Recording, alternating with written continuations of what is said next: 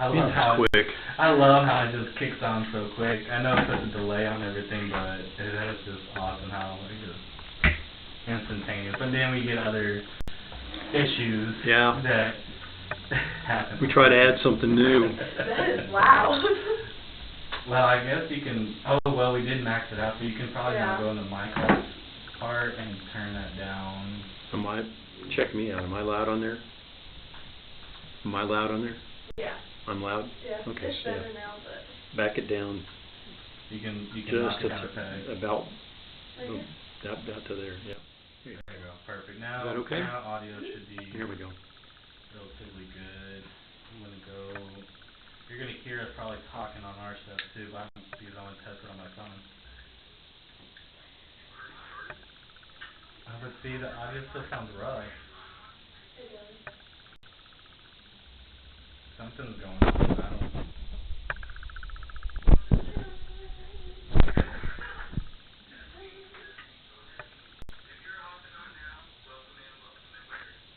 That's so weird. Is that this time right now? This is live right now. Live. No, right now. Well, 20 seconds prior and everything. Oh wait. No, this is the new live video. Oh no, it still has the audio though. It's still. But we have our chat room back.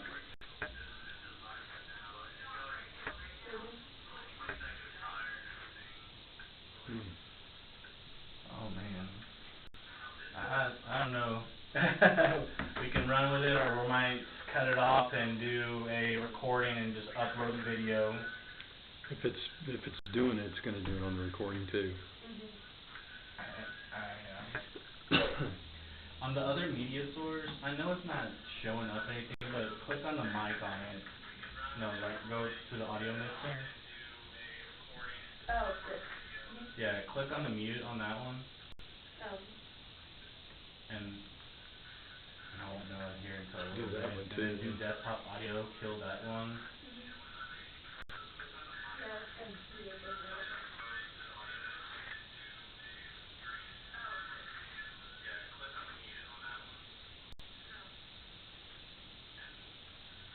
I appreciate whoever's on right now just being patient with us, honestly.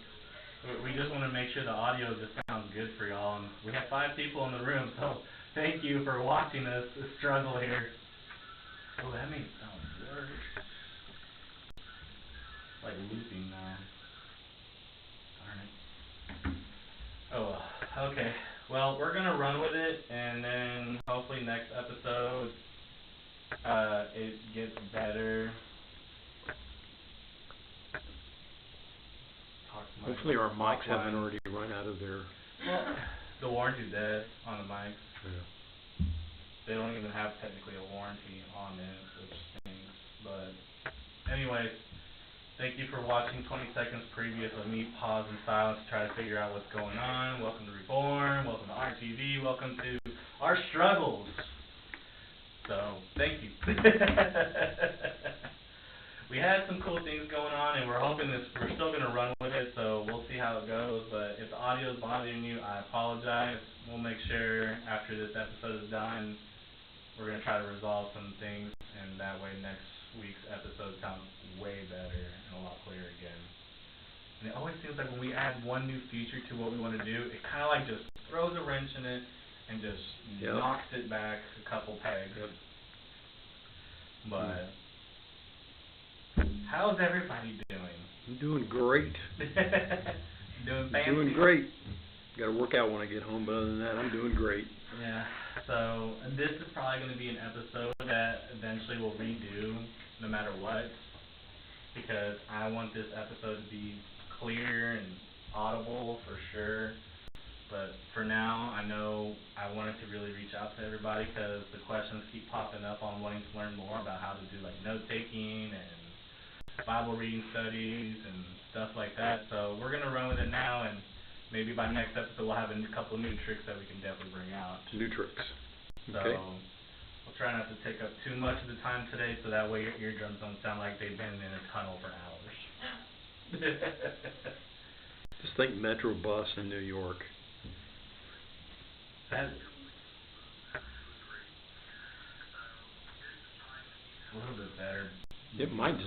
Something may be too loud. It could very well be. Who knows? I mean, everything there seems pretty much on the right numbers, but oh well. Can you still hear me? I turned me down some more. Testing. Can you hear me? Okay. Yeah. All right.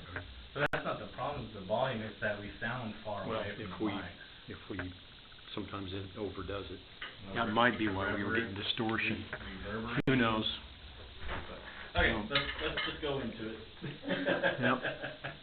We did our 30-minute banter, so who wants to learn how to study? Where did we leave off? Where do you want to start off? We can start wherever you like. We were talking about marking up our Bibles? We were talking about marking up our Bibles, okay. and I talked about how I know you had a copy, and I'm glad you brought some of your stuff to show off, which with the snap of my thumb, you're going to see what new feature we've added on to our thing, and that's adding a little play-by-play of a secondary camera, so that way, right now we're trying to work our angles and stuff, but Thank you.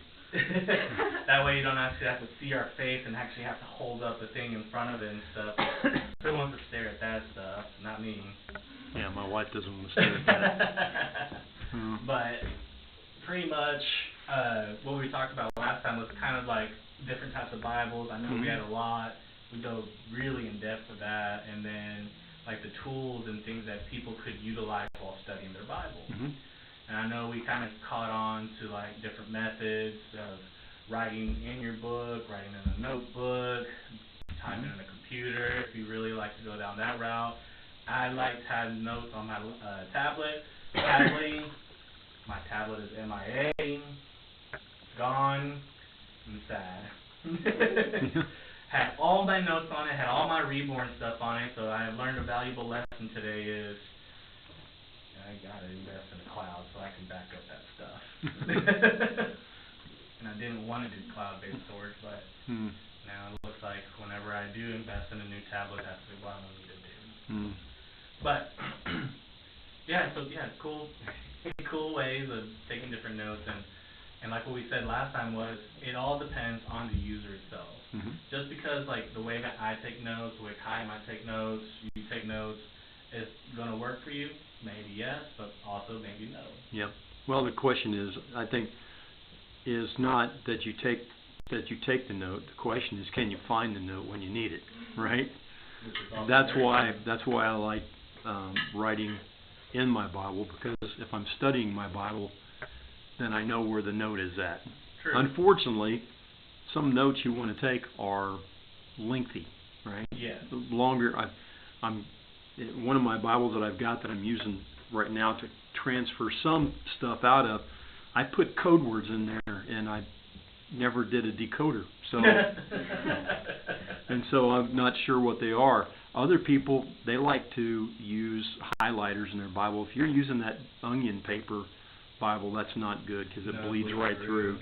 If you're using regular paper, that's fine, but even with that, some will bleed through. Especially if you're heavy-handed and you're highlighting. It'll bleed through. There are some lighter ones that you can use. Some people like wax ones. Yeah. Wax highlighters that actually work out really pretty good. As long as they don't stick the pages. Stick the pages, and also I've noticed if you leave it in your car or somewhere hot, obviously it's wax. It's going to melt, smear, and then if there's... It looks like a melted candle. It does, and then it also just solidifies those two pages together. Yeah, so I know some people have a hard time writing in their Bibles. I do. And because it's like, that's why you want to get like a note taker's Bible or something like that, that you can use so that you can write in it. Now, I've been doing it for a little bit, so I do have... A couple centuries. I can bulletize. If I've got a note taker's Bible, I can bulletize what I want. I mark, for example, there's something that becomes repetitive in Exodus when Moses is talking to Pharaoh. He asks Pharaoh, when do you want me to get rid of the frogs? Anytime you want. And Pharaoh said, tomorrow. Why would you wait till tomorrow? But if you walk through the rest of that entire interchange that Moses has with Pharaoh, every plague that comes, tomorrow, tomorrow, tomorrow. So I circled all those tomorrows. there were, I kept looking at all of it, and I thought, I got to do an outline of this. So I did a mind map on it, and there's like 14 occasions, 14 audiences that Moses has with Pharaoh. 3 times there's no meeting, there's just plague. So I was like, well, that's interesting. And then what are the plagues? And then there's 4 compromises that Pharaoh tries to get him to make before, instead of letting the people go. And there is 4 or 5 times that God hardens Pharaoh's heart, but there's more times that Pharaoh hardens his own heart. So I built a matrix out of it. But again, it's online, and I can find it, right? I know where I can find it. Otherwise, it's worthless to me. I had bought a series of notebooks that I could write in. So when I was taking my early college stuff, I was writing all that stuff in there, and I had it all in there. And that was 1987. I hadn't looked at them since I wrote in them. And I couldn't have found them if I could, and I couldn't read them if I did. So I ended up throwing them all away. That's why I go back to having it in the Bible. That's another reason why you mentioned Kindle. That's why I like to read books out of Kindle, because you can put notes in that. Right. And this is something people don't know, is you can take the notes, send it to yourself in an email, and you can print it. I would love to do that. I can't right now. Well, you can't until you get it, right? So, because of the note-taking Bible stuff we did, that we were doing, I went out and there's this new, I think I mentioned this last time, it's a spiral Bible. This is the New Testament, just the New Testament. So, I've started in, where did I start at? This is a good example, if it's over your head, besides seeing your bald spot, then they can see the book as well. No, look at my bald spot. my balder spot. So I think I started in Romans. See, when you started talking about this in class and everything, it actually intrigued me more because the paper quality is really good, but it's regular paper. It's 20-pound 20-pound bond paper, and it's written well, and it gives you enough room to write. Plenty of room, and I like that. And it really is handy. And of course, Brittany and I were talking about this because this is all well and good. Yeah, it's all well. Oh, you still looking at it? Yeah. It says, but you know, I reference all the different areas. You want to see my notes close. You want to see, it ain't going to do you any good. You can't read it. There's no way, if you can read that, by golly, you need to go into hieroglyphics. But the good thing is that I want them to see exactly like how the book actually looks like. Yeah. So for the quality, like, yeah. you can see that Let me show you. in the middle. See, this Romans. Okay, look at the beginning of, well, here. Yeah, we're totally doing something that goes like that. Oh, here we go. So at the beginning, this is what I like too. They give you, so this is Corinthians 1. So in Corinthians chapter 1, I'm able to put my own, I got a page here to write about the intro. I love it. I love it. And then I can put more notes out there. I start tapping the Bible like all these YouTubers do. Right. So you see, we got a little bit of notes on that coming out of it, but there's a few more that are. But again, the whole idea is that I can make notes, and I got my own way of, and you got to develop your own way to be able to. Right. To like, I'll see something and move and see it happens down again. I won't write it again. I'll just draw an arrow down to it so I can see it. And sometimes I'll put a bracket around something that I want. So you have to develop your strategy before you, as you move along. And of course, the bad part about it is that, well, I guess the good. Oh, here's another thing I'll show you here that I did too. Yeah, we're back again. Okay, I don't know if you can see it or not, but up here there was a key verse or a key statement. Moreover, is required in steward that a man be found faithful. I put a key by it. I draw a key by it. Huh. Right, so I can see that. When I was telling you in Exodus, when Pharaoh hardens his heart, I'll underline it, and then over the side I put Pharaoh equals heart. And then when God hardens his heart, I put God equals heart. So I can see it. I can see it faster. You know, and so I can pick it up faster. So I also have it numeric. So here's the first audience with Pharaoh. Here's the first plague. Here's the first compromise, and so it's 1, 2, 3, and then I've got them marked that way for that. So that's just a one way. And when you, as you're using the Bible, and especially if you're a teacher and you're doing most of your teaching out of the Bible directly, you're not using other notes other than your own notes in the Bible, you get used to figuring out how to put stuff in there so that you know what it means. And a lot of times what I have in there is just bullets, just high level stuff that triggers me. I didn't mean to say triggered. It cues me so that I know, okay, I know that subject matter and I can talk to it, but I just need cued on it. Here's another one. You ready again? This here. Yeah. These yellow books get bad press. Honestly, the first time I saw the yellow, the first thing that popped up in my head was the Idiot's Guide. There is an Idiot's Guide to the Bible too. This one, it's the Smart Guide. I think they did it this way because they wanted people to buy it. But I think, like you and me both, I see that and I go, oh, that's one of those idiot guides. Exactly. These, if you can get one of these books to study, this one's on the whole Bible. This one's a little different, but you can get Daniel, Revelation, and like when I'm talking about different authors and in my lessons, they will have those authors and their quotes in there. It is so. You think you're getting this remedial, you're not. You're getting some pretty deep stuff because it takes you to different. What did John Wolford say? What did this person say? What did that person say? So you get those notes that you would be getting out of the commentary. Right. So if you see an opportunity to get one of these books, get it. Too late. Oh, here you go. Yep. Yay. There you go. Grab one of those things. There we go. It's backwards, isn't it? We're learning here. This works better because the face is you gotta missing do in the this one. inverted system. Okay, so get that. There's a bunch of them out there. I would suggest half-price books. Half-price books will have these, and you can get them pretty cheap. And the next one. And back to Pastor Cam. That next one. And this is just an example of the book, but these are the Rose Book Bible charts. Now, if you see a Rose series book, get it.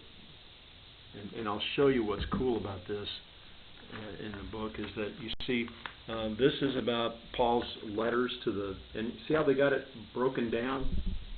You can see how it's broken down a little bit in there.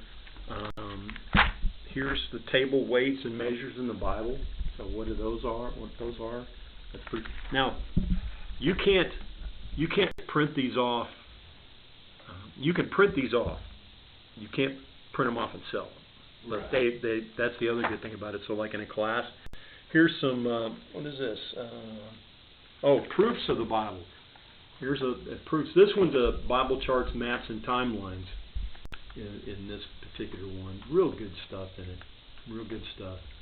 And it's a potpourri, but each one, like I've got one that's here's the genealogy of Jesus.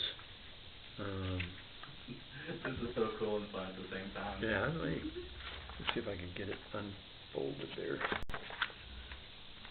So you go, what's that whole lineage of Jesus? There's that whole lineage of Jesus right there. Yeah, no, it's not. The whole idea is you can see, it's detailed, it's good stuff. And it's well-researched stuff. I've not gone through anything out of a Rose Publishing that I could say no, that's way not right. This is a cool one. Jesus' hour on the cross, the hours he spent on the cross, and what was happening at the time. You can see how giddy he is about this stuff. Oh yeah. Oh yeah. Well, because they're pictures that help you remember. Right, and that's what I'm thinking. I say that because that's a good thing, because if you find tools that make you excited about what you use, that enhances your ability of studying, because you enjoy that product so much that you're going to get more out of it, because you find so much fascination from it. Yeah. That, like how you were just displaying how excited you get about the things that you were showing, just a prime example of what helps you in your methods and in your own studies. Yep. So that's, if like I said, half price books is, I don't know if I'd buy anything of these new, but because you can get them at half price books for half the price, sometimes half the price. That's 20% off. Sometimes. The yellow books, the Bible charts, you can even go in there if you're looking for a note taker's Bible. You can find them in there, but of course those are going to be based on, when Mardell's or what was the other one, Lifeway, when they had sales and they're trying to get rid of inventory. Yeah. That's really how they pick those up. Every once in a while, someone will bring in a Bible that they didn't want, and you can find them in there like that. Those are really good. Those, a place where you can take your notes, take it well, get your coding that you have wherever you remember, and then those two books are great books and resources that you can use. Yeah. When it comes to maps and stuff, I've got the maps in the Rose book they're good. They're not detailed. There's a Holman Bible Atlas that you can buy, half-price books, and that keeps you in, like, what's the period are you in, and the period that you're in, it'll show you the pictures and the maps of what they're doing. So that helps. Mind mapping is a fun way, and I encourage people out there who are looking for different methods and styles of learning how to take notes and studying. To me, I didn't learn mind mapping until probably last year when I was talking to you about the book I was writing and things. Yeah. Mind mapping is a really good process because I can see how chaotic my brain is. Yeah. I can literally see the way that I interpret things, the way I pass out things. Because you would imagine mind mapping would be like just one linear way of studying, but when I look at my mind map, it's going this way, this way, this way, this way, loops back to over here, that tees off over here. Yep. Like you get to see exactly like how you are processing everything. Yep. And writing it down, for me, I am too lazy. I don't want to map it and then do what you say. Wait, and then it's all where do I put it? Right. It's hard. Mind mapping Yellow is sticky definitely a method that not to be tried on a piece of paper because one, you won't have the space for it. Yeah. Two, if you think like me and him, there's no way you're going to be able to do it.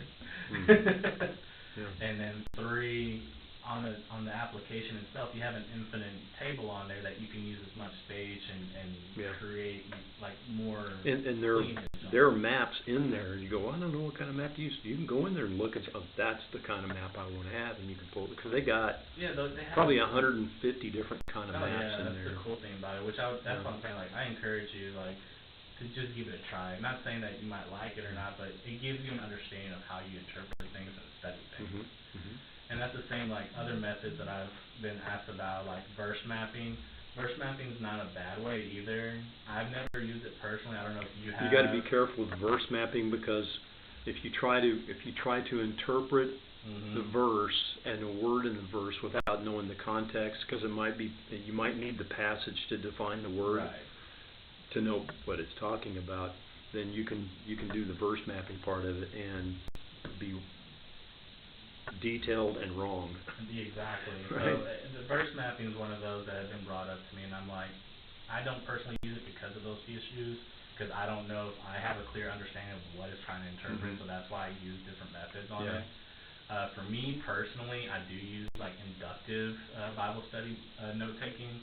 So it's similar to like the who, what, when, where, and why method that you would learn in school, but it's more about observation, interpretation, and then your application. Because to me, when I take those notes, I have different methods that I apply. My inductive Bible study, when I do it is how is this verse and chapter, how do I apply it in my day? Yep. So I'll read it, I'll observe it, and then I'll study it, and then I put it towards the application of my day that day. And that's what I personally do, and it just helps me because it gives me more clarity of like how I handled my day when I study. Like if I handled it right, did I tee off and had not a clear understanding of what my day should have been like and in a godly manner, or did I feel like, you know what, from what I studied, I feel like I kind of handled it almost almost to the point, because you're never going to be at 100% at that point. In my opinion, I mean, that would be a perfect day, and there's no such thing as that, obviously. So when I do my studying tonight, I'm going to be like, well, how did I really handle this before the cameras went live? Yeah, for sure. Yeah. What did the fans not get to see? Oh, you now wonder, don't you? And the other thing is, you will find out over time how, when you're looking and taking your notes, how the Bible connects across. Mm-hmm. So you're in, I'm in the children of Israel and Exodus. They come out in chapter 14, 15 of Exodus, and they are already murmuring and complaining.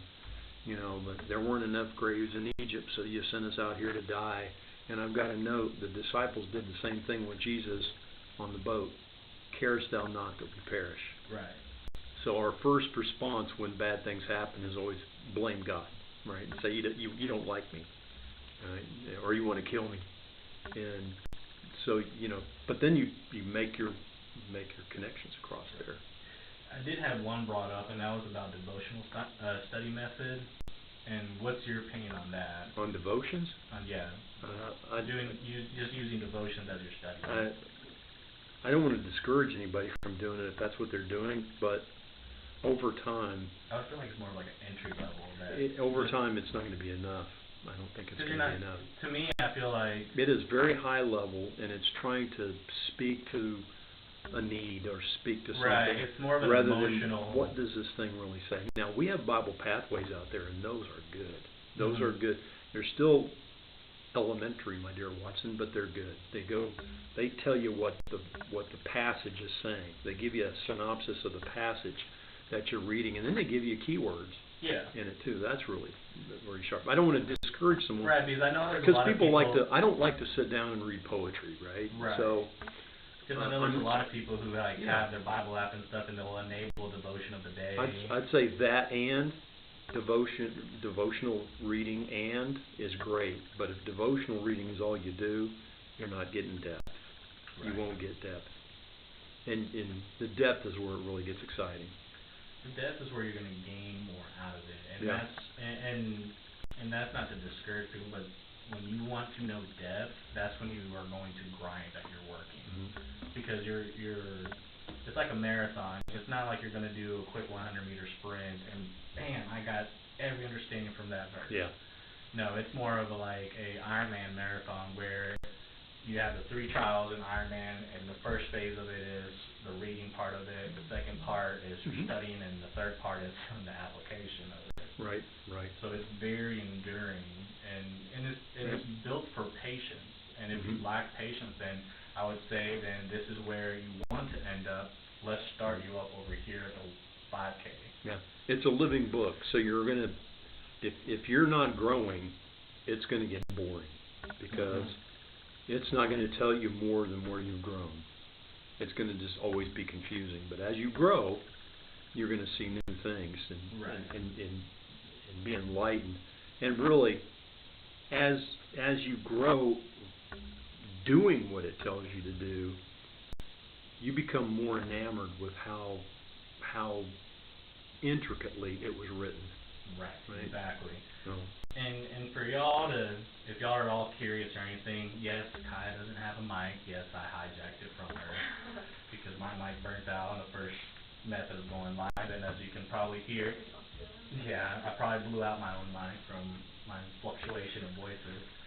But if y'all are hanging on, which I do see a lot of y'all still on here, I appreciate y'all enduring the audio, because I know, because I took a quick peek at listening at it, and it does not sound good, and I appreciate y'all for supporting us through this, because I know next week we'll make sure everything is up and running, because we will definitely be going back into this method where it sounds a lot better, because this is a fun topic. To me, it honestly is, and I know probably thinking studying's not fun. It's like, well, then it depends. Yeah. If you're trying to get in a relationship with God, you're going to want to study. You're going to want to. I mean, you got to get it. You got to get it, right? Yep. You got to get it. to touch one more topic on a different type of method of studying, and then we'll actually cut out on this topic for this week, and then we'll go back next week on it. Word studying. I had to actually look this one up because I didn't know much about it, but it states that it's a method of focus on examining the meaning of key words in the original language of the Bible, which is through Hebrew and Greek, to gain a deeper understanding of the text itself. Yeah, we do word studies, and normally when it's when you're in a passage or when you're in a particular book. Although you can cross over, if you're using cross-reference verses from other books of the Bible, you want to look the word up to make sure that, because that you're trying to help maintain context, you want to use agape, which is unconditional love, and you go, there, it says love over here too, so that's unconditional. It's like, no, that's friendship. That's not the same word. So you find those things out, so that you know that you're properly, use a big word, exegeting, you're properly interpreting what the Scripture's saying. Yeah. If you're going, well, this is family love, this is familia, right? And then you have the brotherly love, which is phileo, Philadelphia, right? Then you have, Not brotherly love, though. well, that's what it originally meant. But then you have the agape, the love that you see when you read Jesus. When he does something, he does it out of agape. So things like that, you'll research them and make sure, because sometimes, especially younger Bible study students will go to their Strong's Concordance online, Blue Letter Bible or whatever, and they'll look up all the occurrences of that word, and they go, okay, I got all the occurrences of that word, and so those verses mean the same thing. No, they don't. Right? They won't all mean the same. There's instances where I've done word studies, and that particular word had 12 meanings. Same word. So it all depends on who's saying it, and then in the Hebrew, normally it's Hebrew, what they were saying and what it meant. So I would say that this is probably not a beginner studying level. And I don't. People can get discouraged real quick with that. Well, I can't really understand that because I don't know what the real words mean. Most of the time, you can go to a Webster's dictionary and look up the word, and you'll get it.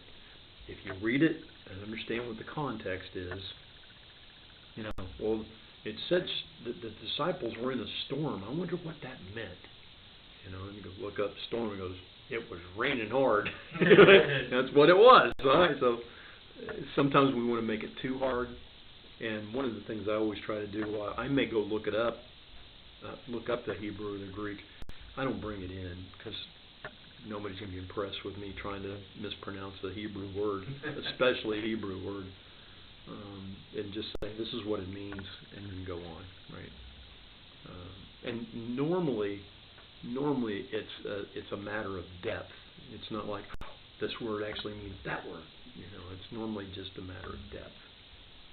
Right. Cool.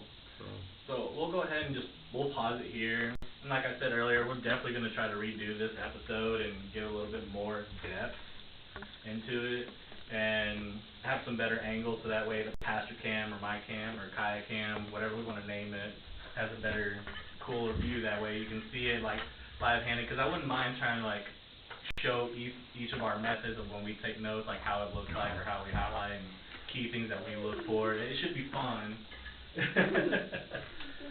And then do you not write in your Bible? Huh? No, my Bible has no space. Oh. It's a commentary, so it doesn't have no space. Maybe we should get sponsorships for those. Those would be pretty cool. These aren't the New Testament's not that bad. The whole thing altogether, 120 bucks. Too bad. No. For the whole thing. I mean, you can get fancy. There's things 4 like books that. altogether. Just be ready to carry a backpack with it if you. Yeah, like it's real paper. If I was going to teach out of it, I would bring this in and open it up to my notes of what I'm going to teach, and I'd have my Bible with me too, because I wouldn't be, trying to flip this back and forth. But Yeah, so we'll definitely be going more into it, and I think also what we can do is probably like go a little bit more in depth into types of studying styles, so that way y'all can have a little bit. I know we touched a little bit on top of the method, so that way if you're ever curious, or if you have any notes yourself that you'd like to maybe share with everybody, drop it in our Facebook page or send it to and through the messenger to me or Kaya, and we'll be happy to bring that up, because like I say, like everybody has their own method, everybody has their own unique style. And we'll definitely do the mind mapping just to show everybody like what that really looks like, because that's, to me, that's really I can cool. do it on that. Yeah. So thank you again for hanging out with us through all this. I really appreciate y'all. Please make sure if you're not subscribed, you're tuning in, smash that subscribe button, follow our Instagram, follow our Facebook or TikTok, and help our channel continue to grow. I know we finally hit 130, which is cool. So we're still growing, and that's a blessing in itself. But actually, can you enable this to Pastor Cam? Oh, man. We're taping it off. Yeah, well, trying to think it was going to be cool, but I didn't tape that part. No. Just 4 are in, 1 is out.